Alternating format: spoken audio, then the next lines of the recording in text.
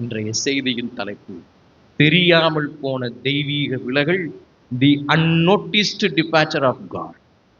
தெரியாமல் விலகின தெய்வீகம். சவுல் ஒரு சாதாரண ஒரு மனிதன் அல்ல.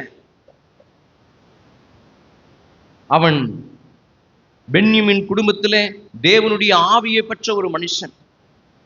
இந்த சவுல் மனம் திரும்பாத பட்சத்துல சவுலுக்குள் இருந்த தேவ ஆவியானவர் அவனிலிருந்து விலகினார் என்று அந்த வசனத்தை வாசிக்க கேட்டிருப்பீங்க. 1 சாமுவேல் 16:14 கர்த்தருடைய ஆவியானவர் சவுலை விட்டு விலகினார். அல்லேலூயா.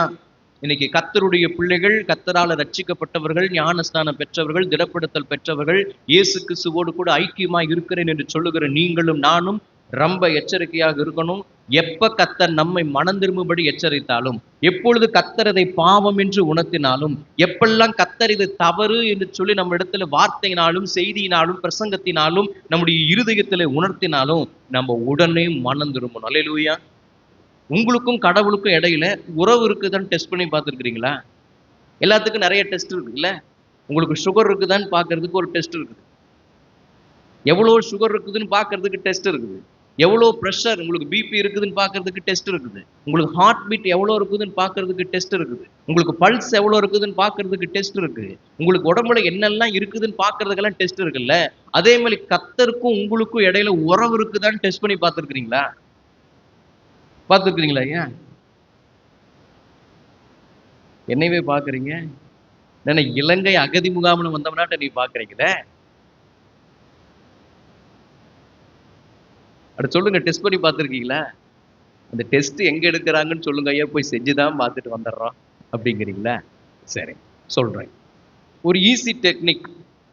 இதனால கடவுளுக்கும் உங்களுக்கும் இடையில உறவு இருக்குதாங்கிறது நீங்களே உங்களையே பரிசோதித்து பார்க்கலாம். என்னன்னா, இன்று நான் வேதம் வாசிக்கவில்லை, ஜெபம் பண்ணவில்லை அப்படிங்கிற ஒரு உணர்வு நான் பண்ணாததுனால, ஜெபம் பண்ணாதனாலையோ வேதம் வாசிக்காதனாலையோ, ஐயோ இன்னைக்கு நான் சரியாக முறையில கர்த்தரை தேடலையே, இன்னைக்கு நான் வேதம் வாசிக்கலையே, பைபிள் படிக்கலையே அப்படிங்கிற ஒரு உணர்வு இருந்தால், அப்படி ஒரு உணர்வு உங்களுக்குள்ள குற்றப்படுத்துகிறது என்று சொன்னால், உங்களுக்கும் கடவுளுக்கும் இடையில ஒரு உறவு இருக்கிறது.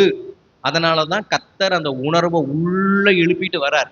இன்னைக்கு நான் பைபிள் படிக்கல, இன்னைக்கு நான் ஜெபம் பண்ணல, ஆராதனைக்கு போல, என் இருதயத்துல குற்ற உணர்வே இல்லைன்னு வச்சுக்கோங்களேன், you have to be careful, you don't have relation with God. நீங்க ரொம்ப கவனமா இருக்கணும். நான் பைபிள் படிக்கல, ஜெபம் பண்ணல, ஆராதனைக்கு போல, ஆலயத்துக்கு போல, எனக்கு உள்ளுக்குள்ள குற்ற உணர்வே வரலைன்னு வைங்கள, எனக்கும் கடவுளுக்கு இடையில உறவே இல்லைன்னு அர்த்தம். இதுதான் டெஸ்ட். வருதா? ஜெபம் பண்ணல, பைபிள் படிக்கல அப்படின்னா எனக்குள்ள குற்ற உணர்வு வருதா? சிந்திச்சு பாருங்க. குற்ற உணர்வு வரல அப்படின்னா இன்னைக்கு மனம் திரும்புங்க, இன்னைக்கு ஆண்டவர்ட்ட ஒப்பு கொடுங்க. இந்த குற்ற உணர்வு இல்லாமல் இருந்த சவுலை விட்டுதான் கர்த்தர் வெளியே போனார். சவுல் மனம் திரும்பாமல் கடவுளுடைய சமூகத்துல வந்து பலி செலுத்துவதற்காக வருகிறான். அவன் பாவம் செய்துகிறான், மனம் திரும்பாம கடவுளிடத்துல பலி செலுத்துறதுக்காக வரான்.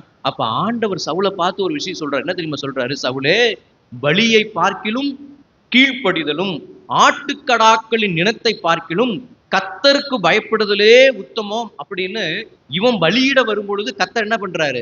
அந்த பலியை ஏற்றுக்கொள்ள பிரியம் இல்லாம சவுலை பார்த்து இந்த ஒரு வார்த்தையை சொல்றார். இந்த வார்த்தைக்கு என்ன அர்த்தம்னா, சவுலே, நீ மனம் திரும்பாமல் நீ செலுத்துகிற காணிக்கை எனக்கு வேணாம்பா, நீ மனம் திரும்பாமல் எனக்கு நீ கொடுக்கிற இந்த பலிகள் எனக்கு வேண்டாம்பா அப்படின்னு கர்த்தர் சொல்றார். அப்ப என்னன்னா, முதல்ல கர்த்தருடைய சத்தத்துக்கு கீழ்ப்படி அப்படின்னு சாமுவேல் தீர்க்கதரிசியின் மூலமாக கர்த்தர் சவுலை எச்சரிக்கிறார்.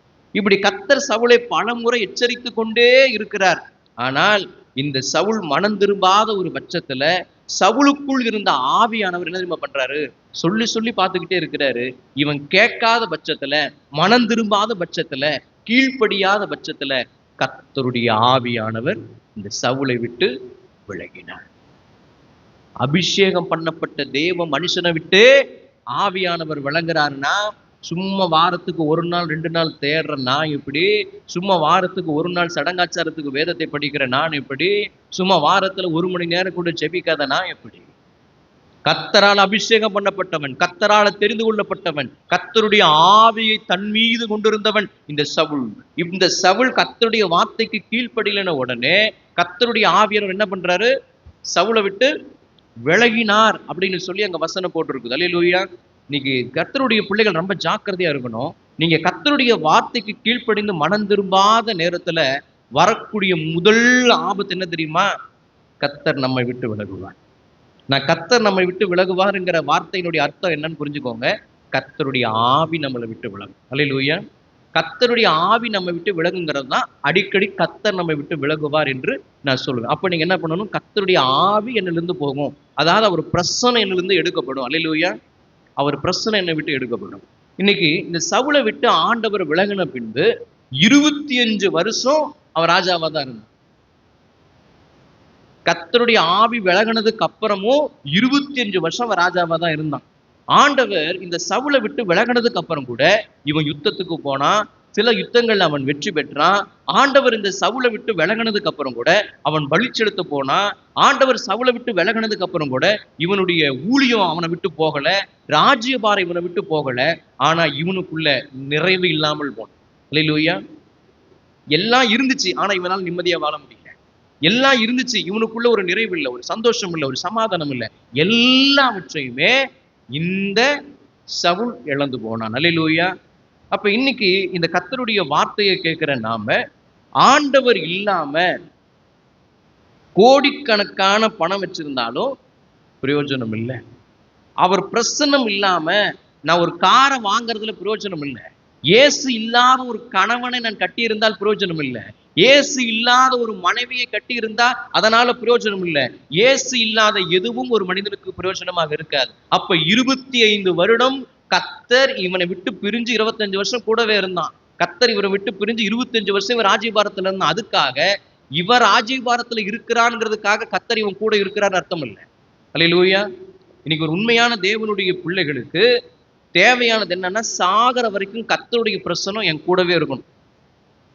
ரட்சிக்கப்பட்ட அன்னைக்கு ஆவியானவர் வர, அன்னைக்கு வருகிறவர் அவர் வருகை பரியந்தம், ஏன் இந்த உலகத்தின் முடிவு பரியந்தம் என் நாசியில சுவாசம் நிற்கிற வரைக்கும் நான் கர்த்தரிடத்துல ஒரு விஷயத்தை கேட்கணும். என்ன தெரியுமா? ஆண்டவரே, உங்க பிரசன்னம் என்னை விட்டு வெளியே போக கூடாதுப்பா. உங்க பிரசன்னம் எந்த நேரத்துல என்னை விட்டு வெளியே போக கூடாது. வெளியே போகிற மாதிரி நடந்துக்க கூடாது. உங்க வார்த்தை இது தவறுன்னு என் இருதயத்துல உணர்த்தும் பொழுது, இது தப்புன்னு சொல்லும் பொழுது, மனம் திரும்புன்னு சொல்லும் போது நான் உடனே மனம் திரும்புகிற ஒரு ஆவி எனக்குள் தாரும். இந்த சவுளை போல ஆண்டவரே மனம் திரும்பாத ஒரு ஆவியை வைத்திருந்தால் கர்த்தர் என்னை விட்டு வெளியே போயிருவீங்களே, உங்க பிரசன்னம் என்னை விட்டு வெளியே போயிருமே அப்படிங்கிற உணர்வு வேணும். அல்லேலூயா. நீங்க இயேசுவே நீங்க என்னை விட்டு போக கூடாதுன்னு சொல்லுங்க, அவர் போகாம இருப்பார். அல்லேலூயா. அப்ப எந்த நேரத்துல ஆண்டவர் இந்த சவுளை விட்டு வெளியே போனாரோ அடுத்த நிமிஷத்திலேயே பிசாசு இந்த சவுலுக்கு உள்ள வந்தான் அப்படின்னு வசனம் போட்டுருவோம். அல்லேலூயா. இதுதாங்க பிசாசு. கர்த்தரோடு நீங்க கூட இருக்கிற வரைக்கும் அவன் உங்களை ஒண்ணும் பண்ண மாட்டான். அவர் பிரசனத்தோட நீங்க கூட இருக்கிற வரைக்கும் பிசாசு உங்களை ஒன்று பண்ண முடியாது. ஆனா என்னைக்கு நீங்க கீழ்ப்படியாம போறீங்களோ அன்னைக்கு கர்த்தருடைய ஆவியானவர் உங்களை விட்டு வெளியே போவார். ஆவியானவர் வெளியே போன அடுத்த நிமிஷமே பிசாசு உங்களுக்குள் புகுந்து விடுவான். அல்லேலூயா. புகுந்து விட அவன் ஆயத்தமாக இருப்பான். அப்ப இன்னைக்கு ஆவியானவர் இன்னைக்கு நம்மளை விட்டு விலகினதுக்கு பின்பு நம்முடைய இருதயம் எப்படி இருக்குன்னா வெறுமையா இருக்கும். இந்த வெறுமை தான் சவுலுக்குள்ள இருந்துச்சு. 25 வருஷம் அவன் ராஜ்யபாரம் பண்ணான், யுத்தத்துக்கு போனான், வென்று பார்த்தான், பலி செலுத்தினா, அவனுக்கு எல்லா ராஜ்யபாரம் இருந்துச்சு. ஆனா அவனுக்கு நிம்மதி இல்லை, சமாதானம் இல்லை, இருதயத்துல வெறுப்பு இருந்துச்சு, கசப்பு வந்துச்சு. தாவீதை கொல்வதற்காக கத்தியை எடுத்துக்கொண்டு ஒரு பேய் பிடிச்சவனை போல அலைஞ்சு திரிஞ்சான். ஆனா அதுக்கு முன்னாடி ரட்சிக்கப்பட்ட அபிஷேகம் பண்ணப்பட்ட ஒரு பெரிய மனுஷன் ஆவியானவர் விலகினதுக்கு அப்புறம் அவன் வாழ்க்கையை தலைகீழாக மாறி போச்சு. அல்லேலூயா. இன்னைக்கு கர்த்தர் உங்களுக்கு ஏதோ ஒண்ணு சொல்லும் போது, கர்த்தர் உங்களுக்கு ஏதோ ஒரு விஷயத்துல எச்சரிக்கும் போது நீங்க கீழ்ப்படியாம, அவர் சத்தத்துக்கு நீங்க உங்களுடைய செவிகளை சாய்க்காம, உங்களுடைய உள்ளத்தை உங்களுடைய வாழ்க்கையை கர்த்தருடைய வார்த்தைக்கு வேறாக வைத்து வாழாம, அவர் வார்த்தையை அவமதித்து அவமதித்து நீங்கள் இருந்து கொண்டே இருப்பீங்கன்னா, மனம் திரும்பாம இருப்பீங்கன்னு சொன்னா கர்த்தருடைய ஆவியானவர் உங்களிலிருந்து எடுக்கப்படுவார். அல்லேலூயா. ஒரு பழமொழி இருக்குது தெரியுங்களா? நல்லவனுக்கு பேரு கேள்விப்பட்டிருக்கீங்களா? எங்க ஊர் பக்கம் தான் நிறைய பழமொழி போட்டு பேசிக்கிட்டே இருப்பாங்க. கோயம்புத்தூர் சைடு நல்லவனுக்கு பேரு சொல்லாத போறது, நல்லவனுக்கு அழகு சொல்லாத போறது. நல்லவனுக்கு அழகு என்னதுங்க? சொல்லாம போறதா நல்லவனுக்கு அழகா. கேட்டிருக்கிறீங்களா? நல்லவனுக்கு பேரு சொல்லாத போறது. கர்த்தர் நல்லவர். தப்பு செஞ்சுக்கிட்டே இருந்தான்னு வச்சுக்கோங்களேன், எச்சரிச்சு பார்ப்பார். அப்புறம் சொல்லாம போயிருவார். அல்லேலூயா. அதனால தான் கர்த்தர் நல்லவர். அல்லேலூயா. சரி. ஒரு சாட்சி ஒன்றை நான் சொல்லுகிறேன். அதற்கு முன்பதாக இந்த வேத வசனத்தை ஒருவர் நீங்கள் எழுந்து நின்று வாசிக்கலாம். நியாயாதிபதிகளின் புஸ்தகம் 16ஆம் அதிகாரம் 20வது வசனம். நியாயாதிபதிகள் 16:20.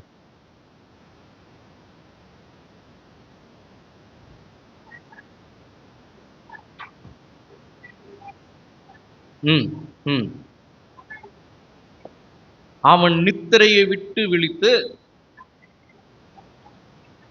கர்த்தர் தன்னை விட்டு விலகினதை இந்த சிம்சோன் அறியாமல் எப்பொழுதும் போலும் உதறி போட்டு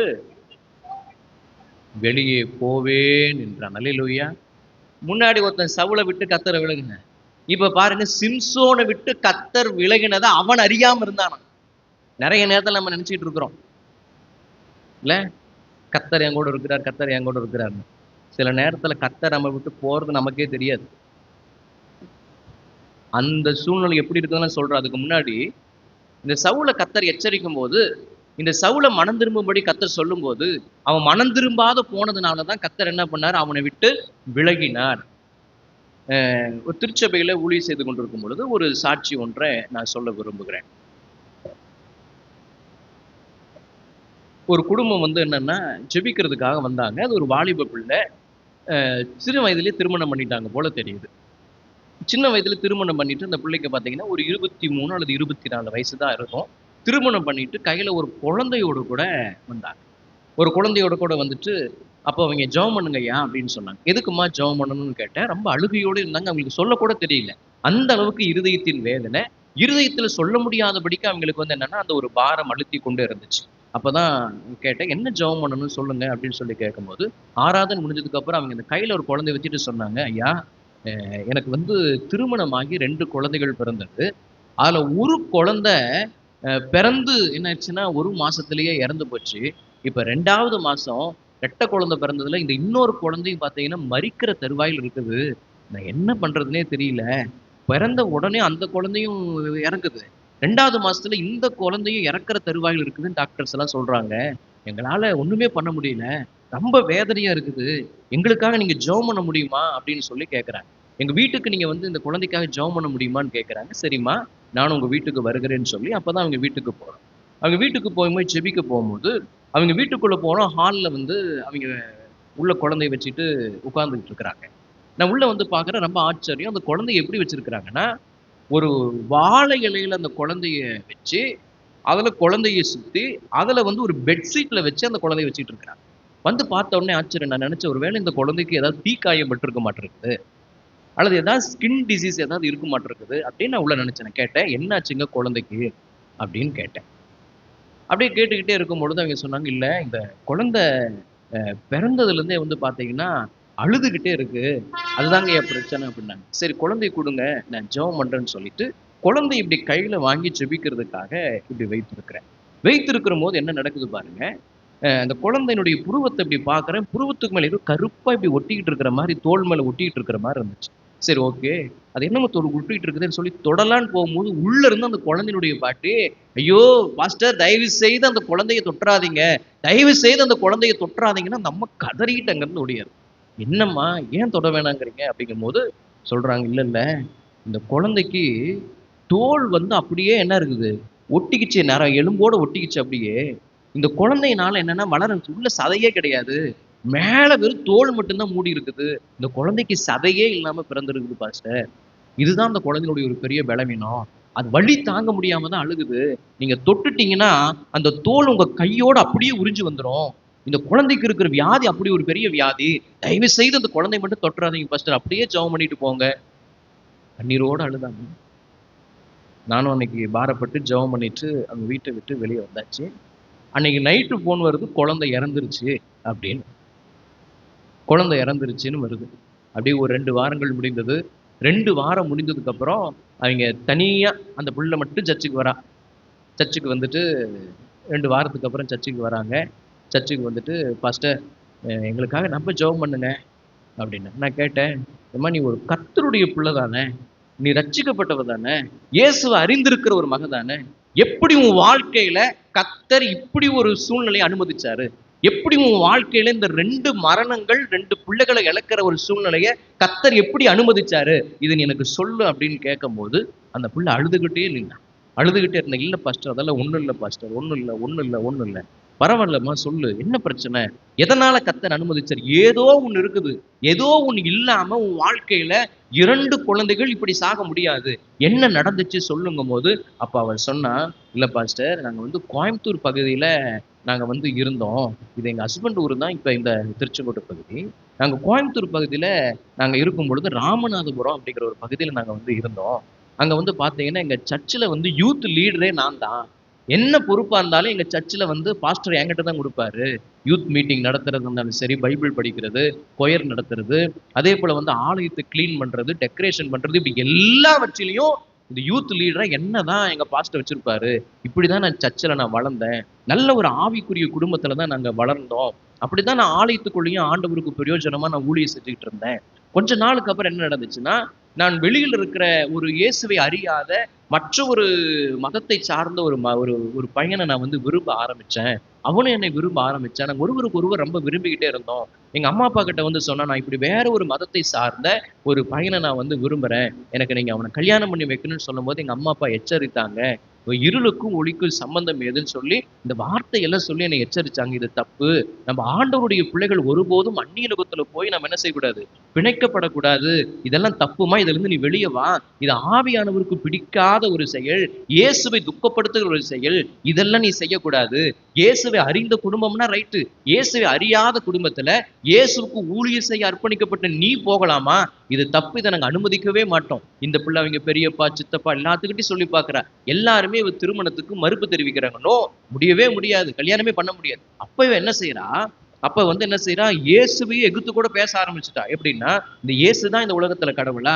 ஏன் அவர்கள் எல்லாம் நம்ம ஆலயத்துக்குள்ள வந்து ஜெபம் பண்ணிட்டு போறது இல்லையா? ரோட்ல இருந்து எட்டி பார்த்துட்டு அவங்க ஜெபம் பண்ணிட்டு போறது இல்லையா? ஏன் நீங்க இப்படி மதவெறி பிடிச்சிருக்கிறீங்க? நான் அவனை எப்படியாவது இயேசுவுக்கு பிரியமானவனா மாத்திருவேன். அவனை நான் ஞானஸ்நானம் எடுக்க வச்சிருவேன். அவனை எப்படியாவது நான் கடவுளை கொண்டு வந்துருவேன். என்ன நீங்க தயவு செய்து கல்யாணம் பண்ணி வைங்கங்கிறாங்க. அம்மா அப்பா நோ சொல்லிட்டாங்க. இவளும் பொறுத்து பொறுத்து பார்க்க முடியாம ஒரு கட்டத்துக்கு மேல என்ன செஞ்சுட்டா, அந்த பையனுக்கு போன் பண்ணிட்டு வீட்டை விட்டு வெளியே போயிட்டா. வெளியே போயிட்டு அதே கோயம்புத்தூர்ல ஒரு மலை மேல இருக்கிற ஒரு கோயிலுக்கு போய் அவனை திருமணம் செய்வதற்காக தாலியை வெளியில வாங்கி கொண்டு, ஒரு சாதாரண ஒரு மஞ்சக்கயிறை வாங்கி கொண்டு, அந்த பையனுடைய சில நண்பர்களை கூட்டிக் கொண்டு திருமணம் செய்வதற்காக அந்த மலைக்குள்ள போகிறார்களாம். அந்த மலைக்கு போன உடனே அங்க என்ன நடக்குது பாருங்க. அது வரைக்கும் அவன் சந்தோஷமா தான் போனான். அது வரைக்கும் அவன் நிம்மதியா தான் இருந்தான். அது வரைக்கும் அவன் வாழ்க்கையில எந்த பிரச்சனையும் இல்லை. அந்த மலைக்கு போனா, மலைக்கு போய் அவர் அந்த திருமணம் செய்யறதுக்கு அந்த கழுத்தை இப்படி திருப்பி கொடுக்கறதுக்கு ஒரு 10 நிமிஷத்துக்கு முன்னாடி அந்த சிலையை உற்று கவனித்துக் கொண்டே இருந்தானா. அந்த சிலையை உற்று கவனித்துக் கொண்டே இருக்கும் பொழுது இவன் அந்த தாலியை மந்திரம் சொல்லும் போது அப்படியே கட்ட ஆரம்பித்தானா. கட்ட ஆரம்பிக்கும் போது இவள் தலையிலிருந்து உச்சங்கால் வரைக்கும் ஏதோ ஜில்லுன்னு இறங்குற மாதிரி இருந்துச்சான். அவன் சொன்ன அனுபவம் அப்படித்தான் இருந்துச்சு. ஏதோ ஜில்லுன்னு எனக்குள்ள இறங்குனுச்சு பாஸ்டர். அப்ப ஏதோ என்னை விட்டு வெளியே போன மாதிரியும், ஏதோ எனக்குள்ள வந்த மாதிரி எனக்குள்ள இருந்துச்சு. அப்பையில இருந்து என் மனசுல சந்தோஷமே இல்லை. என் முகம் அப்படியே வாடலாக மாற ஆரம்பிச்சது. ஒரு பயங்கரமான குளிர் என்னை பிடித்து கொண்டது. அந்த நிமிஷம் அப்படியே அந்த மலையிலிருந்து கீழே இறங்கும் போது அப்படியே பயங்கர குளிரா இருந்தனால அவனை அப்படியே கட்டி பிடிச்சிட்டே தான் நான் வந்து சேர்ந்தேன். அவங்க வீட்டுக்கு போய் சேர்ந்தோம். போய் கொஞ்ச நாள் தான் இருந்தோம். கொஞ்ச நாளுக்கு அப்புறமே நான் என்னன்னா கன்சீவ் ஆக ஆரம்பிச்சேன். ஆனா என் மனசுக்குள்ள நிம்மதி இல்லை. அந்த வீட்டுல கார் இருந்தது, பணம் இருந்தது, பொருள் இருந்தது, எனக்கான அத்தனை நன்மைகளும் இருந்துச்சு. ஆனா அந்த வீட்டுக்குள்ள எனக்கு நிம்மதியே இல்லை. என் மனசுக்குள்ள நிம்மதி இல்லை. எதையோ இழந்தது போலவே நான் இருந்துகிட்டே இருந்தேன். குழந்தை பிறந்துச்சு. குழந்தை பிறந்த உடனே ஒரு குழந்தை இறந்து போச்சு. 2வது குழந்தைக்கும் இப்படிப்பட்ட தோல் அப்படியே தொட்டோம்னா கையோட வெளியே வருகிற ஒரு வியாதி, சதை இல்லாமல் பிறந்த ஒரு குழந்தையா போயிருச்சு. இப்படி செத்து போயிருச்சு பாஸ்டர்.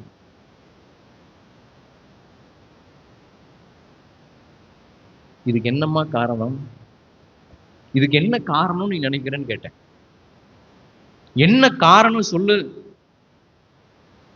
வாலிப அழுதுகிட்டே ஒரு வார்த்தையை சொன்னா, இயேசு என்னை விட்டுட்டு போயிட்டாரு, அதுதான் காரணம்னு. என்னைக்கு இந்த இயேசுவை நான் விட்டுட்டு அவரை மறுதலிச்சுட்டு அவர் சொல்ற வார்த்தைக்கு நான் மனம் திரும்பாம செவி சாய்க்காம அந்த வார்த்தையை உதாசனம் பண்ணிட்டு நான் போய் ஒரு விக்கிரகத்துக்கு முன்னாடி நின்னனோ, அப்பவே ஆவியானவர் என்னை விட்டு போயிட்டாருங்கய்யா. அவர் என்னை விட்டு போனதுனால தான் என் வாழ்க்கையில இவ்வளோ பெரிய மனவேதனை. என் கணவன் கூட இன்னைக்கு என்கிட்ட இல்லை. நான் இன்னைக்கு அம்மா வீட்டில் வந்து உட்காந்துட்டு இருக்கிறேன். என் 2 பிள்ளைகள் இன்னைக்கு செத்து போயிட்டாங்க. கடைசியா வளர்ந்துக்கிட்டு சொன்னா, ஒண்ணே ஒரு விஷயம் சொன்னா, பாஸ்டர் எனக்காக நீங்க ஒரு ஜெபம் பண்ண முடியுமான்னா, என்னம்மா ஜெபம் பண்ணணும்? எனக்கு செத்து போன 2 பிள்ளைங்க கூட வேணாம் பாஸ்டர். என்னை விட்டு போன இயேசு வேணும். என்னை விட்டு போன ஆவியானவர் எனக்கு திரும்ப வேணும். அதுக்காக ஜெபம் பண்ணுங்க. இந்த ஆவியானவர் என்னை விட்டு போயிட்டாரு, எனக்கு அவரு வேணும். செத்து போன பிள்ளைங்க கூட வேணாம்னா. அந்த பாரம் தான் இன்னைக்கு தேவ பிள்ளைகளுக்குள்ள வேணும். நிறைய பேர் நினைச்சிட்டு இருக்கிறீங்க, காசு இருக்குது, பணம் இருக்குது, கார் இருக்குது, பொருளாதாரம் இருக்குது, வீடு இருக்குது, இதெல்லாம் இருக்கிறனால இயேசு என் கூட இருக்கிறார் நினைச்சீங்கன்னா அது தப்பு கணக்கு. நிறைய பணக்காரர்களிடத்தில் இயேசு இல்லை. நிறைய அரசியல் பலம் படைத்தலிடத்தில் இயேசு இல்லை. நிறைய அதிகாரம் படைத்தலிடத்தில் இயேசு இல்லை. அதற்காக என்கிட்ட அதிகாரம் இருக்குது, பணம் இருக்குது, பொருள் இருக்குதுங்கனால கர்த்தரனை ஆசீர்வதிச்சு என் கூட இருக்கிறார் நினைக்காதீங்க. உலக ரீதியான ஆசீர்வாதத்தை பிசாசினாலும் கொடுக்க முடியும். ஆனால் நிறைவு இயேசு கிறிஸ்துனால மட்டும்தான் கொடுக்க முடியும். எப்ப ஆவியானவர் இந்த சவுலை விட்டு விலகினாரோ அடுத்த நிமிஷம் பிசாசு இந்த சவுலுக்குள்ளே புகுந்தார். அல்லேலூயா. சவுலுக்குள்ளே புகுந்து அவன் வாழ்க்கையவே சீரழிச்சான். அல்லேலூயா. இன்னைக்கு நீங்க எல்லாத்தையும் மறந்திருக்கலாம். ஆண்டவர் உங்களை பத்திரப்படுத்தி நீங்க ஒரு இடத்துல உட்கார வச்சிருக்கலாம். இன்னைக்கு எல்லாருமே உங்களை நல்லவங்கன்னு நம்பலாம். எல்லாமே உங்க வார்த்தையை பார்த்து, நீங்க பைபிள் படிக்கிறத பார்த்து பொறாமப்படலாம். உங்க ஸ்பிரிச்சுவாலிட்டி பார்த்து மற்றவங்க பொறாமப்படுற அளவுக்கு நீங்க பைபிள்ல ஃபர்ஸ்ட் பிரைஸ் வாங்கலாம். நல்ல ஜெபம் பண்ணலாம், ஆராதனைக்கு வரலாம், ஆலயத்துக்கு கொடுக்கலாம், ஊழியத்தை தாங்கலாம், உங்களை மாதிரி ஆண்டவருக்கு செய்வதற்கு யாரும் இல்லை என்கிற பேரை வாங்கலாம். ஆனா ஆண்டவர் மனம் திரும்புன்னு எச்சரிக்கும் போது மனம் திரும்பலைன்னா ஆண்டவர் யாருன்னு எல்லாம் பார்க்க மாட்டார், விட்டு விட்டு போயிட்டு இருப்பார். அவ்வளவு ஸ்ட்ரைட் ஃபார்வர்டான கிடக்கும். பாவத்தை மன்னிக்கிறதுக்கு வல்லமை பொருந்தியவர் தான். ஆனால் மனம் திரும்புன்னு உணர்த்தி பார்த்துக்கிட்டே இருக்கும்போது ஒரு கட்டத்துக்கு மேல அவர் அவர்களை விட்டு வெளியே போயிடுவார். அல்லேலூயா, அல்லேலூயா. ஆனா இன்னைக்கு ஆண்டவர் என்ன எதிர்பார்க்கிறது தெரியுமா? இன்னைக்கு ஒரு காரியத்தை கர்த்தர் உங்களிடத்துல எச்சரிக்கும் போது நீங்க அதை கேட்காவிட்டால் உங்களுக்குள்ள ஆவியானவர் இருக்க மாட்டார்னு எச்சரிக்கிறார். ஆண்டவர் உங்களை மனம் திரும்புன்னு சொல்லும் போது நீ மனம் திரும்பாம ஒரு பாவத்தை திரும்பவும் செய்து கொண்டு இருந்தீங்கன்னா நான் உனக்குள்ள இருக்க மாட்டேங்கிறத எச்சரிக்கிறேன். அல்லேலூயா. இன்னைக்கு உங்க ஜெபத்துல நீங்க அதிகமா எதுக்காக ஜெபிக்கணும் அப்படின்னு சொன்ன, ஆண்டவரே எனக்கு ஒண்ணுமே வேணாம்ப்பா, நீங்க என் கூட இருந்தா போதுமான்னு ஜெபம் பண்ணுங்களேன். அவர் மாத்திரம் உங்க கூட இருந்துட்டா எந்த நிலைமையில நீங்க மேல வந்துடுவீங்க. அல்லேலூயா. அவர் மாத்திரம் உங்க கூட இருந்தா வெறுமையை ஒரு நோதும் உங்களுடைய இருதயம் சந்திக்க.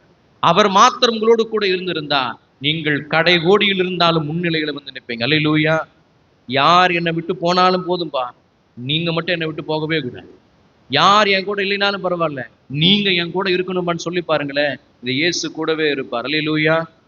அதனாலதான் ஒரு பாட்டு அழகா இருக்கு பாருங்க.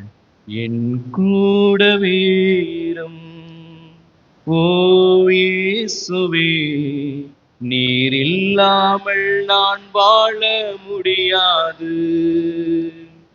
என் பக்கத்திலே இரும் ஓ இயேசுவே, நீர் இல்லாமல் நான் வாழ முடியாது. என் கூடவே இரும் ஓ இயேசுவே, நீர் இல்லாமல் நான் வாழ முடியாது. பக்கத்திலே ஓ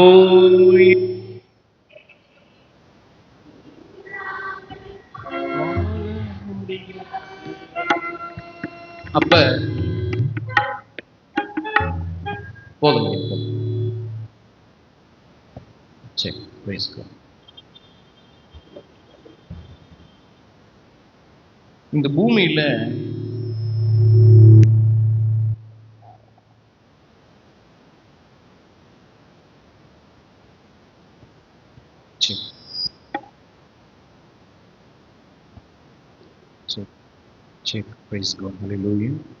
இந்த பூமியில எனக்கு எது இல்லைனாலும் இயேசுவே நீங்க என் கூட இருந்தா போதும்பா. நீங்க என் கூட இருந்தா போதும்பா, நீங்க என் கூட இருந்தா போதுங்கிறத இந்த சவுல் கடைசியில உணராம போயிட்டான். எத்தனையோ பேர் இருந்து இந்த பென்யமீன் கோத்திரத்துல அவனுக்கு முதலாவதாக இயேசு தெரிஞ்சுக்கிட்டாரு. இவ்வளோ ஒரு வல்லமையுள்ள கடவுளை அவன் தெரிஞ்சுக்கிட்டோம். அவர் உணர்த்தும் போது மனம் திரும்பாத போனதுனால தான் கர்த்தர் வெளியே போனார். அல்லேலூயா. இன்னைக்கு உலகத்தில் உங்களை விட ஞானவான் எத்தனையோ பேர் இருக்கும்போது, உங்களை விட அழகானவர்கள் எத்தனையோ பேர் இருக்கும்போது, உங்களை விட பணம் பலம் படைச்சவங்க எத்தனையோ பேர் இருக்கும்போது, உங்களை விட அதிகாரம் பலம் படைச்சவங்க எத்தனையோ பேர் இருக்கும்போது, இன்னைக்கு கர்த்தர் உங்களை தேடி இருக்கிறார்னா, உங்களை தெரிஞ்சிருக்கிறார்னா, நீங்க விசேஷித்தவர்கள். அந்த விசேஷித்த கிருபையை கர்த்தர் மனம் திரும்புன்னு சொல்லும் போதே மனம் திரும்பாம போயிட்டா, கர்த்தர் வெளியே போயிடுவார். அல்லேலூயா. அவர் பிரசன்னம் வெளியே போயிடும். அல்லேலூயா. இந்த மோசே வந்து பாத்தீங்கன்னா இஸ்ரவேல் ஜனங்களை பிரயாணத்துல அப்படியே வழிநடத்திட்டு போய்கிட்டே இருக்கிறார்.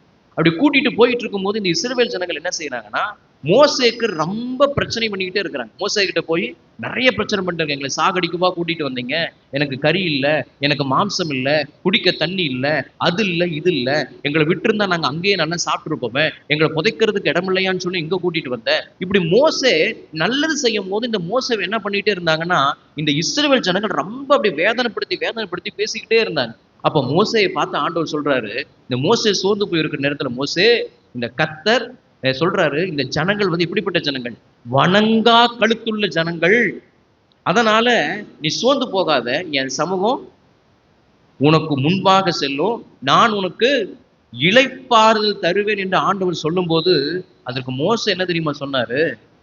என்ன சொன்னார் அப்படின்னா, ஆண்டவரே இந்த சமூகம் முன்னாடி செல்லணும், இந்த தூதன் பின்னாடி வருவான், எனக்கு அதெல்லாம் வேணாம் ஆண்டவரே, எனக்கு நீர் என்னோடு வராவிட்டால் நீர் என்னை அவ்விடத்திற்கு அனுப்பாதிரும் என்றான். நிறைய பேர் இந்த கார்ல, பைக்ல, வீட்டுல ஒரு வசனம் போட்டிருப்பீங்க. என்ன வசனம் தெரியுமா? என் சமூகம் இந்த வாக்கு தத்துவம் மோசே ரிஜெக்ட் பண்ண வாக்கு தத்துவம். மோசே எனக்கு இது வேணான்னு சொல்லி ரிஜெக்ட் பண்ண வாக்கு தத்துவம். அதுக்காக இதை நீங்க போட வேணாம்னு சொல்லல. மோசே எனக்கு இது வேணாம்பான்னு சொன்னார். என்ன தெரியுமா சொன்னாரு? உங்க சமூகம் முன்னாடி வருது, தூதன் பின்னாடி வருதா, எனக்கு வேணாம்ப்பா, நீங்க என் கூட வரணும்னாரு. அல்லேலூயா. இதை சவுல் சொல்ல தவறினான்.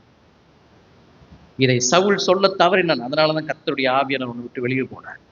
அல்லேலூயா. இன்னைக்கு கர்த்தருடைய ஆவியானவர் இன்னைக்கு உங்களையும் என்னையும் எச்சரிக்கிறார். நான் உன் கூட இல்லைன்னா பிசாசு அடுத்த நிமிஷம் உள்ள புகுந்து எல்லாத்தையும் தலைகளை மாத்தி போட்டுரும். அல்லேலூயா. இந்த புது வருஷத்துல நீங்க ஆண்டவர்கிட்ட ஒண்ணு கேட்கணும். ஆண்டவரே, நீங்க இல்லாத ஒரு உயர்வு எனக்கு வேண்டாம் ஆண்டவரே. ஆண்டவரே, நீங்க இல்லாத ஒரு புகழ்ச்சி எனக்கு வேண்டாம். இயேசுவே, நீங்க இல்லாத ஒரு தலைமைத்துவம் எனக்கு வேண்டாம். இயேசுவே, நீங்க இல்லாத அந்த பையன் எனக்கு கணவனா வேண்டாம். இயேசுவே, நீங்க இல்லாத அந்த மகள் எனக்கு ஒரு மனைவியாக வேண்டாம். இயேசுவே, நீங்க இல்லாத வீடு எனக்கு வேண்டாம். இயேசுவே, நீங்க இல்லாத ஒரு காரு வேண்டாம். இயேசுவே, நீங்க இல்லாத எந்த ஒரு ஆசீர்வாதம் எனக்கு வேண்டாப்பான்னு சொல்லி இந்த புது வருஷத்துல ஆண்டவர்கிட்ட சொல்லுங்களேன். அவர் இருக்கிறது தான் எனக்கு வேணும். அல்லேலூயா. அவர் இருக்கிற இடத்துல தான் நானும் இருக்கணும். அல்லேலூயா. அப்ப இயேசுவை துக்கப்படுத்துகிற எதுவும் எனக்கு வேணாம் அப்படின்னு சொல்லி என்ன பண்ணுங்க, சொல்லி பழகுங்க. அல்லேலூயா. எத்தனை பேர் இருந்தும் இன்னைக்கு ஆண்டவர் இந்த சத்தத்தை உங்களையும் என்னையும் கேட்க பண்ணுகிறார் அப்படின்னு சொன்னா, இன்னைக்கு ஆண்டவர் நம்மை மனம் திரும்பும்படி எச்சரிக்கிறார். நான் உன் கூட இருக்கணும்னு விரும்புறேங்கிறத ஆண்டவர் எச்சரிக்கிறார். நான் உன் கூட வரதுக்கு ஆயத்தமா இருக்கிறேங்கிறத எச்சரிக்கிறார். அல்லேலூயா. இயேசு இல்லாத எதுவும் எனக்கு வேணான்னு முடிவு பண்ணுங்க வாலிபர்களே. இயேசு இல்லாத எதுவும் உனக்கு வேண்டாம். இயேசு இல்லாத ஒரு பையன் உன் வாழ்க்கையில வேண்டாம். இயேசு இல்லாத பொண்ணும் வாழ்க்கையில வேண்டாம். இயேசு இல்லாத ஒரு பணம் உங்களுக்கு அது வேண்டாம். இயேசு இல்லாத ஒரு தொழில் உங்களுக்கு வேண்டாம். எதுல இருந்தாலும் அங்க இயேசு இருக்கணும். இயேசு இருந்தாதான் அந்த உயர்வு இருக்கும். அல்லேலூயா. நிறைய பேரு இயேசுவை எங்க தெரியுமா ஒதுக்கி வைக்கிறாங்க? திருமணத்துல. திருமணத்துல இயேசுவை ஒதுக்கி வைக்கிறவங்க நிறைய பேர் இருக்கிறாங்க தெரியுமா? முகூர்த்த நாள்ல போய் கல்யாணத்தை வச்சீங்கன்னா இயேசுவை ஒதுக்கி வைக்கிறீங்க. நல்ல நேரம் கெட்ட நேரம் பார்த்தீங்கன்னா இயேசுவை ஒதுக்கி வைக்கிறீங்க. ஜாதகம் பார்த்தீங்கன்னா இயேசுவை ஒதுக்கி வைக்கிறீங்க. ஜாதியை பார்த்தாலும் இயேசுவை ஒதுக்கி வைக்கிறீங்க. அங்கெல்லாம் இயேசு வந்து நிக்க மாட்டார். அங்கெல்லாம் இயேசு வந்து நிக்க மாட்டார். செவ்வாய்க்கிழமை யாராவது திருமணம் வைக்கிறீங்களா? இயேசுவை ஒதுக்கி வைக்கிறீங்கன்னு அர்த்தம். பிசாசுக்கு முதலிடம் கொடுக்குறீங்க. என்னைக்கு ஆண்டவருக்குள்ள ரட்சிக்கப்பட்டீங்களோ, உலகத்தினுடைய எல்லா விதமான காரியத்திலிருந்து நீங்க வெளியே வந்துட்டீங்க. திரும்ப பார்க்க கூடாது. அல்லேலூயா. அங்கதான் ஆவியானவர் துக்கப்படுவார். அல்லேலூயா. இந்த உலகத்துல 100% திருப்திங்கிறது இயேசு நம்ம கூட இருந்தா மட்டும்தான் வரும். என் திருமணம் நடந்தது ஒரு செவ்வாய்க்கிழமை தான். சாயந்தரம் 6 மணிக்கு கல்யாணம். சாயந்தரம் 6 மணிக்கு செவ்வாய்க்கிழமை. இன்னைக்கு தான் அங்க பெரிய சர்ச், பிரப் சர்ச் ஈரோட்டில். அன்னைக்கு தான் அங்கே மண்டபம் ஃப்ரீயாக இருந்துச்சு. சொன்னார், ஏப்பா அந்த தலைமை ஆய சொல்றார், ஏப்பா அன்னைக்கு செவ்வாய்க்கிழமை போய் வீட்டிலலாம் கேட்டுட்டு வாப்பான்னு. ஐயா எல்லாம் ஆண்டவர்கிட்டயே கேட்ட சனுமதி கொடுத்துட்டாரு, செவ்வாய்க்கிழமையே வைங்கய்யா. யோசிச்சு தான் சொல்றேன். செவ்வாய்க்கிழமை ஐயா சாயந்தரம் பரவாயில்லையா, அது இந்த நேரம் அப்படின்னாரு. யார் சொல்றவரு? அவரே ஒரு ஆயம். பரவாயில்லையான்னு. பரவாயில்ல வையா. கத்த 2 குழந்தைகளை கொடுக்கலையா, ஊழியத்தில் ஆசீர்வதிக்கலையா, குடும்பத்தில் வரலையா? அவர் நாட்களை படைத்தார், நல்லதுன்னு கண்டார். நான் எப்படி அதை கெட்டதாய் மாற்ற முடியும்? அல்லேலூயா. இந்த பக்குவம் வந்தாதான் ஆவியானவர் உள்ள கிரியை செய்ய ஆரம்பிப்பார். அல்லேலூயா. இயேசு இல்லாத ஒரு வாழ்க்கை உங்களால் நிச்சயம் இந்த பூமியில வாழவே முடியாது. அவருடைய பிரசன்னம் இல்லாத ஒரு வாழ்க்கை உங்களுக்கு வாழ்க்கையாகவும் இருக்காது. என்னைக்கு ஆண்டவர் சவுலை விட்டு வெளியே போனாரோ அன்னையிலிருந்து இந்த சவுளுடைய வாழ்க்கை ரொம்ப மோசமா போயிடுச்சு. அல்லேலூயா. இந்த சவுல் அந்த கீழ்ப்படியாமை சவுலுக்குள்ள வந்துச்சு. ஆவியானவர் என்னைக்கு இந்த சவுலை விட்டு வெளியே போனாரோ அவனுக்குள்ள எரிச்சல் வந்துச்சு, அவனுக்குள்ள கசப்பு வந்தது, கொலைவெறி வந்தது. தன் வேலையெல்லாம் விட்டுட்டு ஒரே ஒரு மனுஷனுக்காக கத்தியை தூக்கிட்டு கொலைவெறியோடு சுத்தி தெரிஞ்சான். தன் மகளாகிய மீகாலை பார்த்தீங்கன்னா தாவீதுக்கு திருமணம் செய்து கொடுக்கிறான். திருமணம் செய்து கொடுத்து தன்னுடைய மகளை விதவையாக்குறதும் தப்புள்ளங்கிற ஒரு உணர்வு உள்ளுக்குள்ள வந்துட்டு அந்த தாவீதை கொலை செய்யறது கூட போறான். தன் மகளை விதவையாக்குறது கூட தப்புள்ளுங்கிற உணர்வு.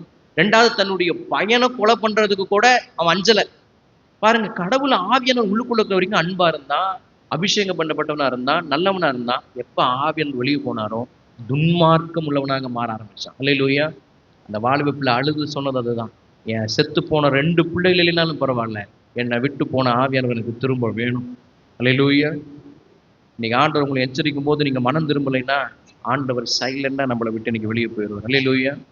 இன்னைக்கு சர்ச்சில் ஒரு 300 பேர் நீங்க வந்திருந்தாலும் எத்தனை பேருக்கிட்ட இயேசு இருக்கிறாருங்கிறதான் பெரிய கேள்வி. இத்தனை பேர் உட்கார்ந்து இருக்கிறீங்கல்ல, எத்தனை பேர்கிட்ட இயேசு இருக்கிறார்? உங்கள்கிட்ட கார் இருக்குது, வீடு இருக்குது, அரசு வேலை இருக்குது, பிள்ளைங்க இருக்கிறாங்க. இயேசு இருக்கிறாரா உங்ககிட்ட? உங்ககிட்ட இயேசு இருக்கிறாரா? உங்ககிட்ட இயேசு இருக்கிறாரா? என்கிட்ட இயேசு இருக்கிறாரா? இன்னைக்கு அதுதான் பெரிய கேள்வி.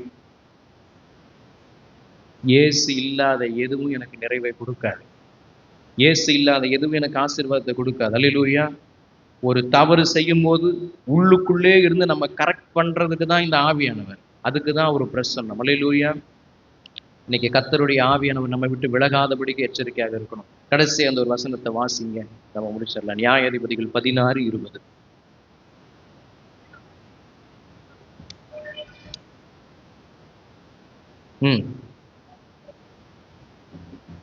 யார் அந்த வாலிபர்?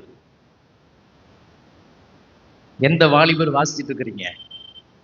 15 வருடத்திற்கு முன்னாடி இருந்த வாலிபர்களா?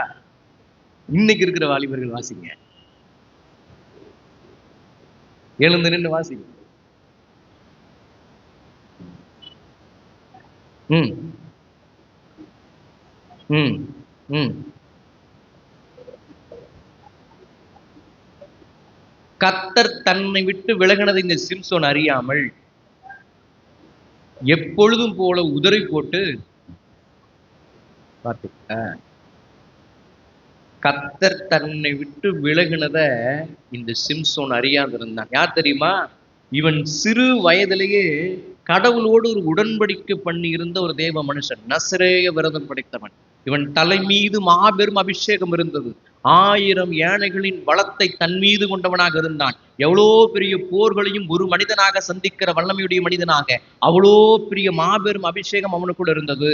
தன் பலத்தினால அவனுடைய ரகசியத்தை கர்த்தரோடு மாத்திர வைக்காம ஒரு வேசியின் இடத்துல போய் என்ன செய்யறான்? தன்னுடைய ரகசியத்தை, தான் பலத்தை அவனு போய் சொல்றான். அப்ப கர்த்தர் என்ன பண்றாரு? 1 முறை 2 முறை அல்ல, 3 முறை இந்த சிம்சோன் என்ன பண்றாரு? எச்சரிச்சுக்கிட்டே இருக்கிறார். அவ கேட்கும் போது எல்லாமே ஆண்டவர் எச்சரிச்சுட்டே இருக்கிறார். உன் பலம் எங்க இருக்குது, உன் பலம் எதில் இருக்குது, எதில் இருக்குதுலாம் அவ தன்னை வஞ்சிக்கும்படி கேட்கும் போதெல்லாம் கர்த்தர் அவனை எச்சரிச்சுக்கிட்டே இருக்கிறார். இப்படி கர்த்தர் அவனை எச்சரிச்சுக்கிட்டே இருக்கும்போது அவன் தன்னுடைய பரிசுத்தத்தை காக்குவதற்கு அவன் தவறி போயிட்டான். அப்ப என்ன செய்யறான் பாருங்களேன், இவன் தன்னுடைய பரிசுத்தத்தை காத்து கொள்ளாம அந்த ஒரு வேசின் இடத்துல அவன் போகும்போது என்ன ஆயிடுச்சுன்னா, கர்த்தர் அவனை விட்டு வெளியே போயிட்டார். கர்த்தர் அவனை விட்டு வெளியே போயிட்டாரு. அவருடைய பிரசன்னம் மெல்ல மெல்ல அவனை விட்டு வெளியே போன உடனே இப்ப என்ன செய்யறாங்க, இவனை பிடிக்கிறதுக்காக பெலிஸ்தர்கள் உள்ள வரும்போது இவனுக்குள்ள ஒரு நம்பிக்கை வந்துருச்சு, கர்த்தர் என்கிட்ட இருக்கிறார், எத்தனை பேர் வந்தாலும் அடிப்பட்டா, எத்தனை பேர் வந்தாலும் தூக்கிடுவேண்டா. இவ்வளோ பெரிய பலம் உண்மையாகவே அவனுக்குள்ள இருந்துச்சு. ஆனா இப்ப அந்த தப்பு செஞ்சதுக்கு அப்புறம் வெளியே வரான். வெளியே வரும்போது நினைச்சிட்டு இருக்கிறான், அந்த பலன் என்கிட்ட இருக்குது, கர்த்தர் இருக்கிறார். ஆனா இப்ப என்ன தெரியுமா பண்ண முடியல, அவங்களை யாரையுமே அடிக்க முடியல. பலன் அவனுக்குள்ள இல்லை. சங்கிலியில கட்டி போட்டு சிறைசாலையில மாவரைக்கிற வேலையில அவனை போய் போட்டாங்க. ராஜாவா இருக்க வேண்டியவன் மாவரைச்சிட்டு இருக்கிறான். காரணம் என்ன தெரியுமா, ஆவியானவர் அவனை விட்டு வெளியே போனதுதான் காரணம். ஆவியானவர் அவனுக்குள்ள இருந்திருந்தா 1000 யானைகளின் பலனால அவன் அடிச்சு வெளியே வந்திருப்பான். அப்ப இன்னைக்கு நல்ல ஒரு சத்தியத்தை நான் சொல்ல விரும்புகிறேன். கர்த்தர் உங்களை விட்டு வெளியே போயிட்டாருன்னா காற்று இல்லாத ஒரு டயரை போல நீங்க. கர்த்தர் உங்களை விட்டு வெளியே போயிட்டாருன்னா கரண்ட் இல்லாம இருக்கிற இந்த ஃபேனை போல இருக்கும், பயன் இல்லை, ஓடாது, பயன் பெறாது, அதனால வாய்ப்பே கிடையாது. அதுதான் சிம்சோனுக்கு நடந்துச்சு. அவன் அறியாம இருந்தான். உங்களுடைய பழைய நாட்கள்ல ஜெபம் பண்ணேன், துதிச்சேன், ஆராய்ச்சிங்கனால கர்த்தர் என் கூட இருப்பான்னு நினைக்காதீங்க. இன்னைக்கு எப்படி இருக்கிறீங்க? இன்னைக்கு பாவம் செஞ்சுட்டு இருந்தா கர்த்தர் இருக்க மாட்டார், வெளியே போயிருப்பார். அவரெல்லாம் யோசிக்கவே மாட்டார், தயவு தட்சணை பார்க்கவே மாட்டார். 10,000 கொடுத்த குடும்பம், 1 லட்சம் கொடுத்த குடும்பம், 1000 நான் பார்ப்பேன், கல்வெட்டுல போடுவேன். கர்த்தர் பார்க்க மாட்டேன். கர்த்தர் பார்க்கணுமா, 1000 நான் பார்க்கணுமா? கர்த்தர் தான் பார்க்கணும். கர்த்தர் என்னை விட்டு விலகாது இருக்கிறாருங்கிறத நான் என்ன பண்ணணும், உணர்ந்து ரட்சிக்கப்பட ஆரம்பிக்கணும். அல்லேலூயா. நீங்க மனம் திரும்பிங்க. சங்கீதம் 51:11 அழகாய் சொல்லுகிறார் சங்கீதக்காரர், கர்த்தாவே உங்களுடைய பிரசனத்தை என்னை விட்டு எடுத்து போடாதேயும்னு ஒரு வார்த்தை சொல்லுவார். உங்களுடைய பிரசனத்தை என்னை விட்டு எடுத்து போடாதேயும்னு கேட்டார். இன்னைக்கு அதே போல ஆண்டவர்கிட்ட போய் கேளுங்க, ஆண்டவரே உங்க பிரசனத்தை என்னை விட்டு எடுத்து போட்டுறாதீங்கப்பா. யார் என்னை விட்டுட்டு போனாலும் நீங்க என்னை விட்டு போயிடாதீங்கப்பான்னு சொல்லுங்க. அல்லேலூயா. யோனா எப்ப கர்த்தருடைய பிரசனத்தை விட்டுட்டு அவர் வார்த்தைக்கு கீழ்ப்படியாம வேற இடத்துக்கு போனானோ நிம்மதியா இருக்க முடியல. அவன் தூக்கி கடலுக்குள்ள போடப்பட்டான். அவன் இழந்து போனான். எப்ப மனம் திரும்பினானோ அவன் இழந்ததை திரும்பவும் பெற்றுக்கொண்டான். அல்லேலூயா. இதே சிம்சன் என்ன தெரியுமா பண்றான், தான் செஞ்ச தப்ப உணர்ந்த ஆண்டவரே ஒரு விசை மாத்திரம் என்னை நினைத்தரணும்னு சொல்லி கடைசியில கர்த்தர்கிட்ட ஜெபம் பண்றான். கர்த்தர் என்ன பண்ண தெரியுமா, அவனுக்கு மீண்டும் ஆவியானவனுக்குள்ள வந்தார். அவன் இழந்து போன முடி வளர ஆரம்பித்தது. அவனுக்குள்ள தேவ பலன் வந்தது. அவன் மீண்டும் கர்த்தரோட ஐக்கியத்தை பெற்றுக்கொள்ள ஆரம்பிச்சான். இந்த லெந்து நாட்கள்ல நீங்க கர்த்தர் ஒரு விஷயத்தை கேட்கறீங்கன்னா, உங்களிடத்திலிருந்து விலகின ஆவியானவரை மீண்டும் ஒரு வாய்ப்பு தாங்கப்பான்னு கேட்டு புதுப்பித்துக் கொள்ளுங்கள். இந்த லெந்து காலம் நீங்கள் கர்த்தரோடு இருக்கிற ஐக்கியத்தை புதுப்பித்துக் கொள்ளவும் அவர் பிரசனத்தில் நீங்கள் வளரவும் ஒரு விசேஷித்த காலமாக இருக்கணும். அல்லேலூயா. கர்த்தர் உங்களை நிச்சயமாகவே ஆசீர்வதிப்பாராக. சகேயு போல உங்களுடைய பிழைகளை எல்லாம் உணர்ந்து அவர் சமூகத்துல வரும் பொழுது ஆண்டவர் நிச்சயமாகவே திரும்பவும் உங்க வீட்டுக்குள்ள வருவார். நீ நல்லவனாய் மாற்றுவதற்கும் வல்லவனாய் மாற்றுவதற்கும் அவர் பிரசனம் கூடவே இருந்து நம்மை உணர்த்தும். அல்லேலூயா. கண்களை மூடி ஜெபம் செய்வோம்.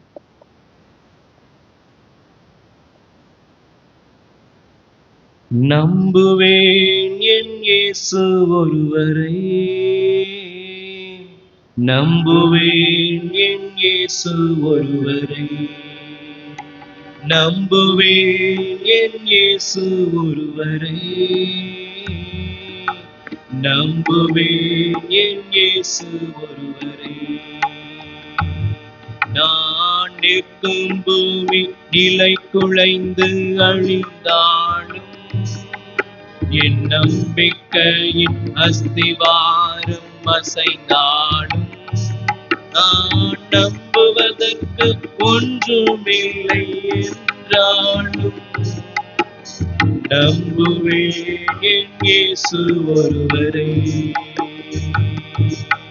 நான் நம்புவதற்கு ஒன்றுமில்லை என்றாலும் நம்புவேன் என் இயேசு ஒருவரை,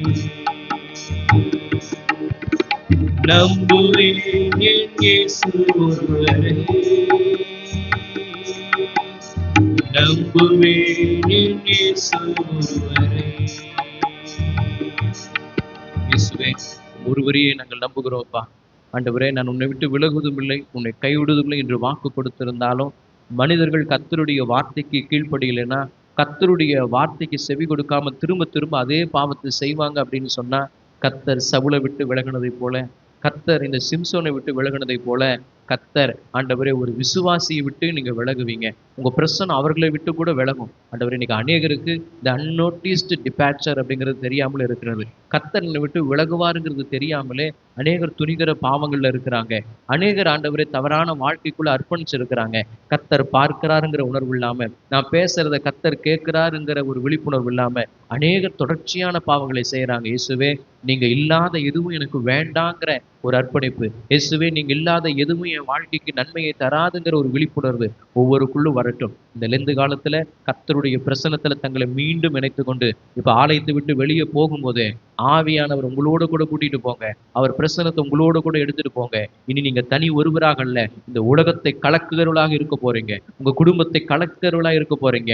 அவர் பிரசன்னம் இல்லாதனாலதான் வெறுமை, அவர் பிரசன்னம் உங்களை விட்டு போனதுனாலதான் அந்த கஷ்டம், அவர் பிரசன்னம் உங்க வீட்டை விட்டு போனதுனாலதான் அந்த இழப்பு, அவர் பிரசன்னம் உங்களை விட்டு போனதுனாலதான் அந்த மன வேதனையில் இருக்கிறீங்க, அவர் பிரசன்னம் உங்களை விட்டு போனதுனாலதான் ஒரு வியாதி. இன்னைக்கு இயேசுவே, உங்க பிரசன்னம் என்னை விட்டு போன அந்த பிரசன்னம் திரும்ப வரட்டும், என்னை ஒரு விசை மாத்திரம் என்னை நினைத்தருள்னு சொல்லி இந்த சிம்சோனை போல செபிக்கிற ஒவ்வொருவரையும் கர்த்தர் நீங்க சந்தித்து ஆசீர்வதிக்கும்படி செபிக்கிறோம். நீரே மகிமை பெறுவீராக. ஆசீர்வதி வழி நடத்தும் இயேசுவின் நாமத்தில் செபிக்கிறோம் சிவனல்ல பிதாவே, ஆமென். நாம் அனைவரும் எழுந்து நின்று ஒரு பாடலை பாடுவோம். நம்மை நமது காணிக்கையும் கர்த்தருடைய சமூகத்தில் படைப்போம்.